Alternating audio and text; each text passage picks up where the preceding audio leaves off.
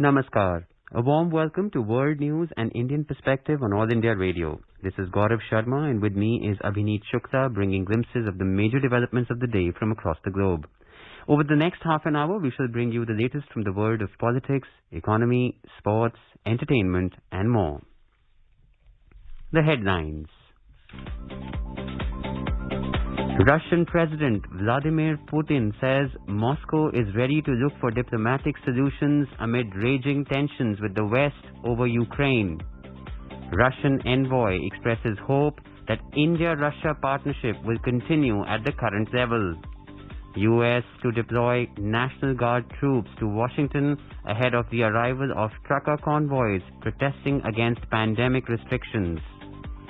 Latest edition of Indian Navy's multilateral exercise Milan 2022 to commence from Friday at Visakhapatnam.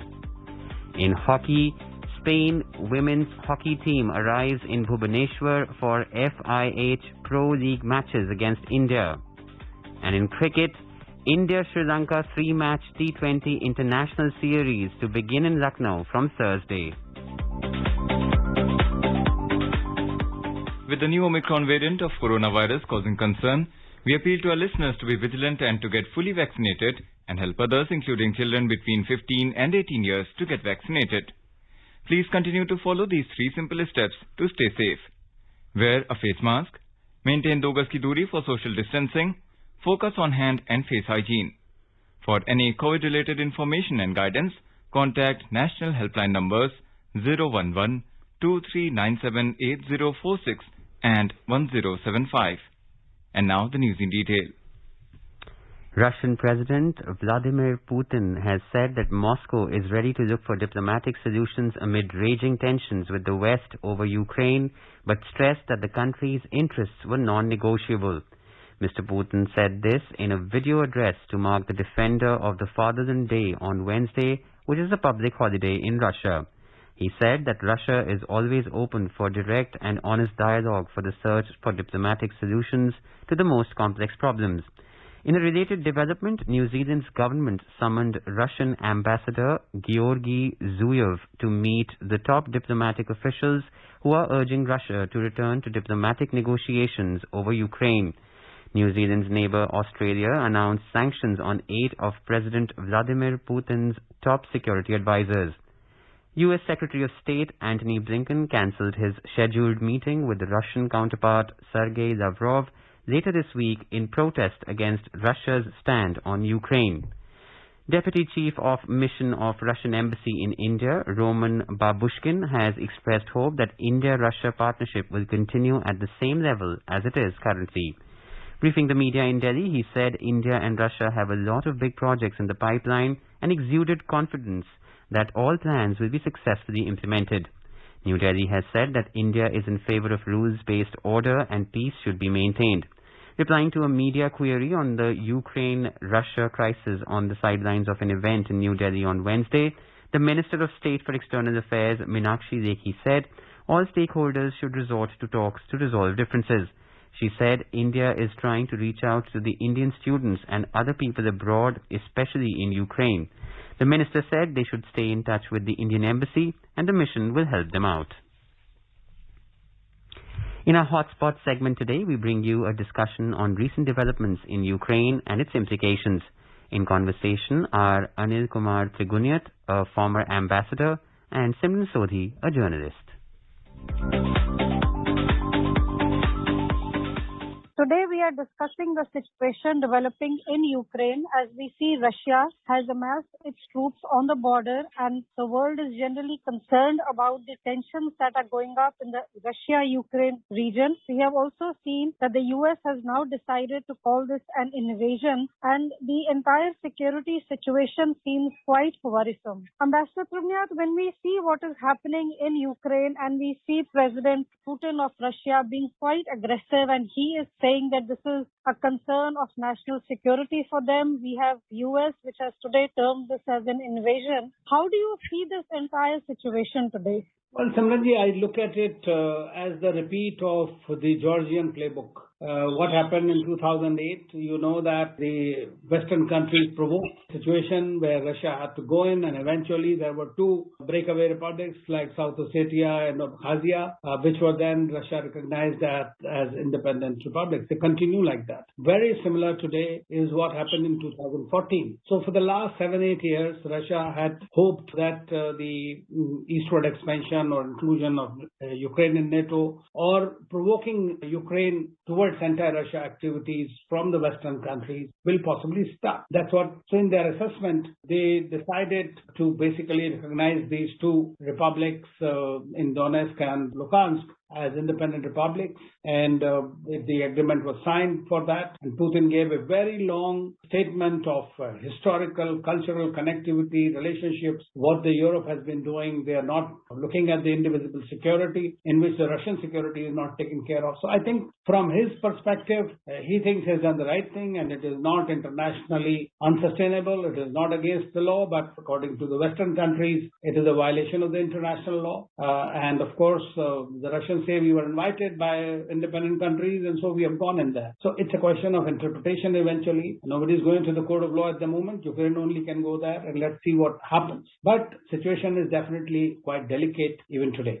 Master Tripnath, as you mentioned about NATO, and this is a discussion, that we have been having in these last few days and weeks, and we have Russia stating that they have been concerned about the push of NATO eastwards, basically towards the Russian borders. But we also see that the US and EU have taken a very different stance on this thing. How should one look at the expansion of NATO, and do you think that this is then a valid concern which has been expressed by the Russian president? Well, I think that, if you were a Russian and the leader of that, you would definitely look at this expansion of NATO eastwards, that is towards Russia, as a major security threat because they have an adversarial relationship for a very long time. And if you remember, during the demolition of the Berlin Wall and thereafter the disintegration of Soviet Union, the world leaders, especially Americans and the Europeans, had assured the Russians that there would be no further expansion of NATO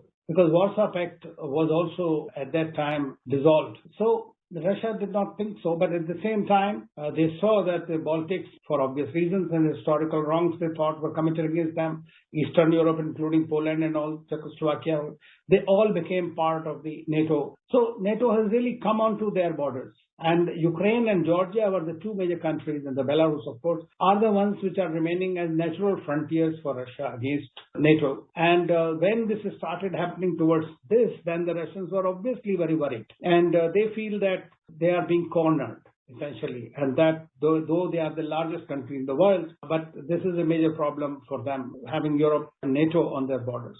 Now, the Americans and the Europeans do have very different perception of this because countries like Germany and France, they have admitted that, yes, there were some understandings. And now those documents have also been released, which clearly state what was the understanding. It was not a written agreement, but then countries go back on the agreements also. We have seen it in the past, Trump's time. So what Germany, obviously, they have economic linkages with one another, great linkages, whether it is Germany, France, or Italy. Continental Europe has very close relations. UK and Russia have a very hot and cold kind of a relationship, and UK mostly goes along where whatever the US administrations want them to do that. So we have seen that there has been this kind of a divide in the country. Even in the East, among the East Europeans, you will see that Hungary is one country which does not go along exactly with what Poland and others want in the European Union or in NATO for that matter. Like they were not very open to sanctions as well. Germany itself was not very keen on sanctions, but now that they have to put up a front of a unity for some time, at least that will happen. But once they start feeling the pinch of this disruption in gas supplies, whether Nord Stream 2 becoming active or not, prices rising of the oil and gas globally, which is already nearly $100, I think that the European countries would want the situation to ease. Master Tripnath, how do you think this affects India? Because we have seen that India has said that the de-escalation of the Russia-Ukraine tensions remains the top priority, and India is also not joining the West, which is calling for action against Russia. How complex or delicate is the situation for India, especially given the fact that India, Russia, we have historically and we even today enjoy excellent bilateral ties? Well, you rightly mentioned, we have our special and privileged strategic partnership with Russia. And Russia has been a trusted friend. President Putin made his first ever personal visit during the pandemic to India very recently. We signed a very major agreement. They are our biggest defense partner. So all that is there. Plus, Russia has always stood with India, whether in multilateral fora or bilaterally. So obviously, Russia's interests, India cannot ignore, number one. Number two, India also has good relations with Ukraine. And at the same time, we have 20,000 Indians there whose security and welfare is of utmost importance for us. So to evacuating them, bringing them out safely is one of the major priorities for India at the moment. So this crisis, if it further conflagrates, will have problems for us. On the other hand, in recent years, our relations with Russia, with the US, have also become a global partnership, a strategic partnership. We have been members of the Quad and several other organizations we work together. So I think that it is simple to understand that India's position has to be neutral to a great extent because of the implicit criticality of the whole thing, I would say. So India is very much for the dialogue, for diplomacy, for resolving it through diplomatic overtures by all sides and trying to de-escalate the tension. So I think that it is an appropriate strategy at this moment, but we'll have to see how it plays out eventually. Because if the sanctions are going to be imposed, then India's more sanctions, I would say, SWIFT and others, are invoked by the Americans and the Western countries. Then India will face newer challenges in economic matters. As such, due to the rise in oil prices, we will start feeling the pinch in near future. Ambassador Trugnath, another important player in this ongoing crisis is, of course, China. And we have seen that China of late has developed close ties with Russia. We have also seen China has said that it is against any unilateral sanctions being imposed on Russia. How do you see the Chinese role in this entire tense situation that is developing? Well, as you rightly said, that China and Russia have very close strategic partnership, which is also driven by the American approaches, considering Russia as a strategic rival, in my view. Their Pentagon document clearly states that. And of course, there is a Cold War going on between the Chinese and the Americans for last few years. So obviously, enemy is your friend kind of thing. And therefore, they are together trying to brace it. But of late, as you know, that the Chinese are also playing a very smart game. They are not completely burning their boats with the West. And the statement that came out by their PR in New York is very similar to what India has been saying. That dialogue and, dispute can be resolved through dialogue and through diplomacy, and this should not be a de-escalation should happen. So very similar kind of situation, but at the same time, they had also been maintaining that expansion of NATO should be stopped and Russia's concerns must be respected. So I think that China is trying to play a bigger diplomatic role at the moment because it has closeness with them, and Blinken also called only 2 days ago his Chinese counterpart Wang Yi and discussed with him. And I think that they wanted somehow China to play a role with Russia in that sense. Ambassador Trugnath, we've seen that NATO has said that we expect a full-scale attack by Russia soon. How much do you think is there a danger of this crisis turning into another war or something which, people have gone to the extent of saying that after the Second World War, this might be the war that we see in Europe. Do you see that happening, or do you think at this moment maybe we are jumping the gun? No, you are right. Simranji, I feel that Russia has achieved its limited objective. It controls Crimea, which was very strategic for it from 2014. That was the one thing it did. It has now nearly got these two under its embrace, these two parts. It does not gain anything by going any further into Ukraine or raising the bar or invading it. But as you know, that the Americans have been saying that Russia will invade for giving dates also for several weeks now. These PSYOPs have also played a big role in Russia trying to do what it did, I would say. So I think that for the moment, I don't see that the Russians would gain anything by going further. And this is a common sense thing also they do understand. Ambassador Trugna, do you fear that we might be returning to a scenario which we saw in the Cold War, or are we already there, where you have the US and Europe on one side and we have Russia on the other side? Do you feel that we are again headed in terms of global politics in an era which will see the West versus Russia, especially when we see that President Putin doesn't seem to really wanting to be backed down despite the calls for sanctions and despite the UNSC having this emergency meeting? We don't see Russia backing down. We also see the West getting very aggressive. So are we going to see again this is like a West versus Russia scenario on the global scale? I think it will be West versus Russia plus China. So Cold War is definitely in the swing, right? But it is of a different kind. It'll be Russia would probably play a more of a geopolitical actor role, whereas China would play a geoeconomic in this.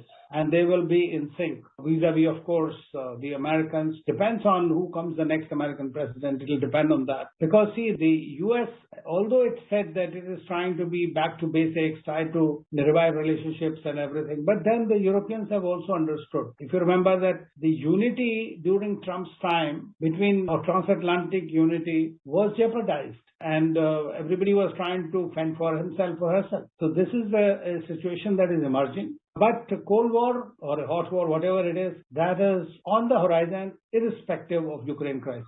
Ambassador Trugnath, very briefly, as we wrap up the discussion, how do you see this playing out in the next few weeks? How do you see this entire situation unfolding? Well, I believe now that there would be some sanctions and that simultaneously there will be some diplomatic outreach through different countries, maybe through China, maybe through France again. But they'll have to get the dust settled down somewhat in the first place. And if there is a further flare-up on the borders with Ukraine again, then we might even see a greater conflagration of the conflict. And we will continue our discussions on the Ukraine crisis, and we will follow the developments that are happening globally. With these comments, we bring today's discussion to an end. Thank you. Thank you so much.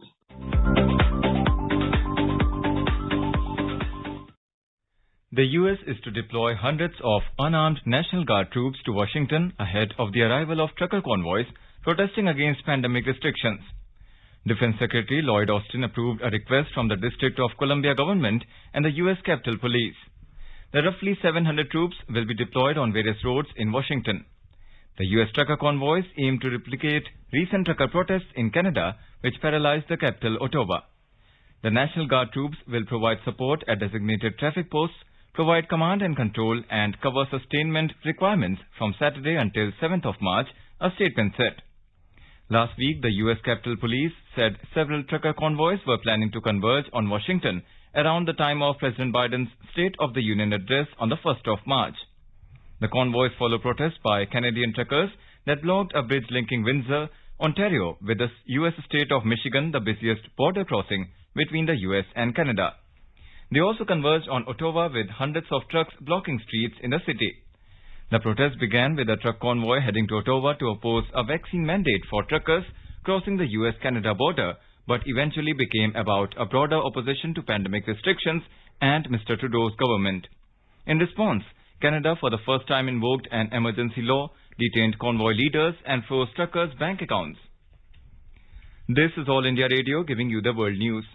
For quick news updates round the clock, follow us on Twitter @AIR News Alerts. The latest edition of Indian Navy's multi-lateral exercise Milan 2022 is scheduled to commence from the 25th of this month in Visakhapatnam. Here's a report.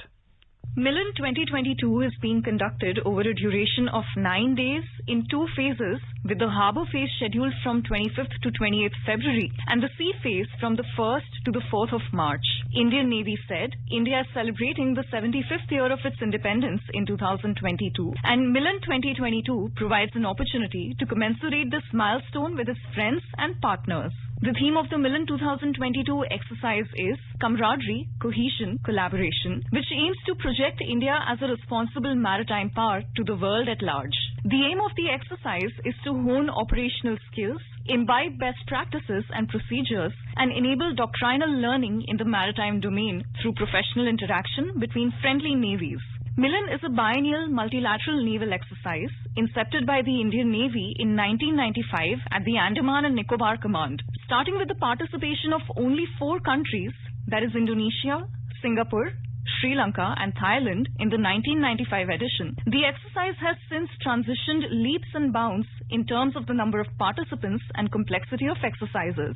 Originally conceived in consonance with India's Look East policy, Milan expanded in the ensuing years with the Centre's Act East policy and Security and Growth for All in the region, or the Sagar Initiative, to include participation from island nations in the Western Indian Ocean region, as also IOR littorals. Participation increased from 6 regional countries to 18 countries in 2014, which included IOR littorals. Milan 2022 will witness its largest ever participation, with more than 40 countries sending their warships or high-level delegations. This edition of Milan would be larger in scope and complexity, with focus on exercises at sea, including exercises in surface, subsurface and air domains and weapon firings. The Indian Navy said Milan 2022 will provide an invaluable opportunity to foster bonds of maritime brotherhood across the oceans. Niharika Bhuvania for World News, All India Radio. India's Prime Minister Narendra Modi has said that the Union Budget 2022 has laid a specific roadmap for development of rural areas, northeast and aspirational districts. Mr. Modi was addressing a webinar on budget announcements in the rural development sector on Wednesday. इस budget में सरकार द्वारा saturation के इस बड़े लक्ष्य को हासिल करने के लिए एक स्पष्ट रोड मैप दिया गया है। बजट में पीएम आवास योजना, ग्रामीण सड़क योजना, जल जीवन मिशन, नॉर्थ ईस्ट की कनेक्टिविटी, गांवों की ब्रॉडबैंड कनेक्टिविटी, ऐसी हर योजना के लिए जरूरी प्रावधान किया गया है। The Prime Minister stressed on the need to sketch a new image of rural India by educating the rural population on new age technologies for farmers and new methods of farming. He said digitization of land records and connecting the efforts of demarcation with technology is the need of the hour. The Prime Minister said broadband connectivity will not only provide facilities in the villages, but will also help in creating a large pool of skilled youth in the villages. Indian Minister Dr. Jitendra Singh said that India is now an attractive hub for foreign investments in the manufacturing sector. Speaking during the 28th edition of DST-CII India-Singapore Technology Summit on Wednesday, he said, with emerging technologies like blockchain, nanotechnology, quantum computing, Internet of Things and artificial intelligence, India aspires to be in the league of top 25 innovation nations. In the summit, Singaporean Minister for Transport and Minister in charge of Trade Relations S. Iswaran said that bilateral trade between India and Singapore increased by 35% from $19.8 billion to $26.8 billion from 2020 to 2021. Hong Kong government has ordered the compulsory testing of all of its 7.5 million citizens as the city battles surging coronavirus infections. Talking to reporters, Chief Executive Carrie Lam said residents would have to undergo 3 rounds of tests starting in mid-March. She said the coming 1 to 3 months are crucial in fighting the pandemic. Mrs. Lam said this quickly worsening pandemic has far exceeded the Hong Kong government's ability to tackle it. And some news from the business world. At the stock markets, falling for the straight 6th day, key indices ended with slight losses on Wednesday, but the rupee appreciated sharply against the dollar. Brent crude oil futures continued to trade above $96 a barrel, a report from the business world. At the stock markets, erasing all its early gains, the Sensex at the Bombay Stock Exchange fell 69 points or 0.1% to end at 57,232. The Nifty at the National Stock Exchange shed 29 points or 0.2% to 17,063. At the Forex market, the rupee strengthened 32 paise against the dollar to 74.56. Amongst global markets, Asian markets ended mostly higher despite continued concerns over a potential conflict in Ukraine. So China's Shanghai Composite Index rose 0.9%. Hong Kong's Hang Seng Index gained 0.6% and South Korea's Kospi Index moved up 0.5%. But Singapore's Straits Times Index fell 0.2%. Stock markets in Japan were closed for a holiday. In Europe, London's FTSE 100 had gained 0.4%, France's CAC 40 had climbed 1.1%, and Germany's DAX had risen 0.8% in intraday trade. Global crude oil prices fell as it became clear the first wave of US and European sanctions on Russia for sending troops into eastern Ukraine would not disrupt oil supplies. So the Brent crude futures dropped 59 cents to trade at $96.25 a barrel. U.S. crude futures slipped 76 cents to $91.15 a barrel. Gaura Dhawanlal for World News All India Radio. Women's hockey team of Spain arrived on Tuesday in Bhubaneswar, Odisha ahead of the two-legged contest against the host India in the FIH Hockey Pro League 2021-22, scheduled to take place on February 26th and 27th at the Kalinga Hockey Stadium. Matches will be played on Saturday and Sunday at 1700 hours IST. Team India will face Sri Lanka in the first T20 international encounter of three-match series on Thursday at the Bharat Ratna Atal Bihari Vajpayee Ikana Cricket Stadium in Lucknow. The match will start at 7 p.m. And now let us take a look at the major developments around the world as reported in the foreign press. Let us take a look at the press reports on China. The media space was dominated by news of the geopolitical crisis following Russian President Vladimir Putin's announcement on Monday that Russia recognized Ukraine's eastern Donetsk and Luhansk as independent entities. Many media houses reported that the Chinese Foreign Minister Wang Yi has expressed concern about the Ukraine crisis, but Beijing has refrained from taking a clear position between Russia and Ukraine despite pressure from Washington. Washington Post headlines that China keeps walking its tightrope between Russia and the West as tensions flare in Ukraine. Let's take a look at what made the headlines in Nepal. The Himalayan Times writes that Nepal police have arrested 2 Chinese nationals and over 100 Nepalese in 2 raids in Kathmandu Valley for their involvement in fraudulent cyber activities. The report added that the Chinese national, whose identity has been kept secret by the police, used to operate illegal business activities targeting Indians with the help of Nepali workers. The print reports that Nepal Rashtra Bank NRB, the Central Bank of Nepal's Governor Mahaprasad Adhikari on Tuesday called for higher investments from India to overcome the challenges posed by the COVID-19 crisis. And now some news from Bangladesh. A special court in Dhaka has sentenced former Director of Anti-Corruption Commission, ACC, Khondokar Enamul Basir, 8 years in jail and suspended DIG Mizanur Rahman and sentenced him 3 years in jail in a bribery case, reports the Daily Star. Bangladesh Finance Minister A.H.M. Mustafa Kamal has said that the universal pension scheme for all citizens of the country will be launched within 1 year, reports the Daily Sun. And now some news from Afghanistan. Most prominent international media reported the wheat assistance sent by India to Afghanistan through the land route through Pakistan. ABC News headline reads, India sends wheat to Afghanistan after deal with Pakistan. The report stated that India's foreign ministry says it has sent off tons of wheat to Afghanistan to help relieve desperate food shortages after New Delhi struck a deal with neighbouring rival Pakistan to allow the shipments across the shared border. Al Jazeera termed the development as a rare gesture between the two countries that suspended transit trade 3 years ago over heightened tensions. Sputnik News writes that the Indian government on Tuesday dispatched the first tranche of 50,000 tons of wheat to Afghanistan as part of its ongoing humanitarian assistance to the Central Asian nation through the land route crossing Pakistan. Sputnik News writes that the World Food Programme has warned of a humanitarian crisis in Afghanistan after billions of dollars of Kabul's federal funds were frozen by the US in the wake of last year's Taliban takeover. And now before we end, a quick look at the headlines once again. Russian President Vladimir Putin says Moscow is ready to look for diplomatic solutions amid raging tensions with the West over Ukraine. Russian envoy expresses hope that India-Russia partnership will continue at the current level.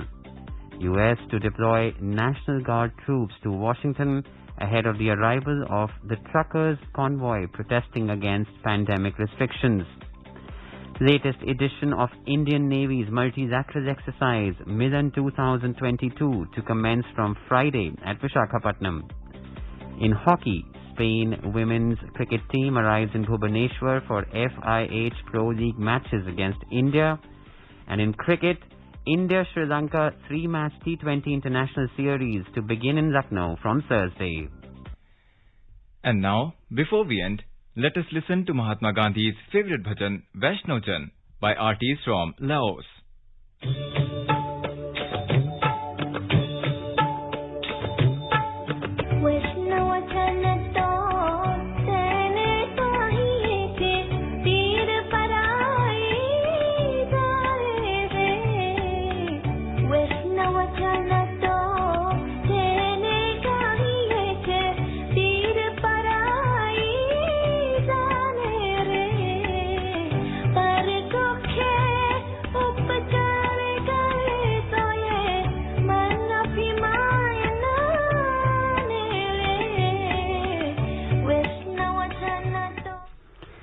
with that, we end this bulletin. We'll be back at the same time tomorrow with the next edition of World News.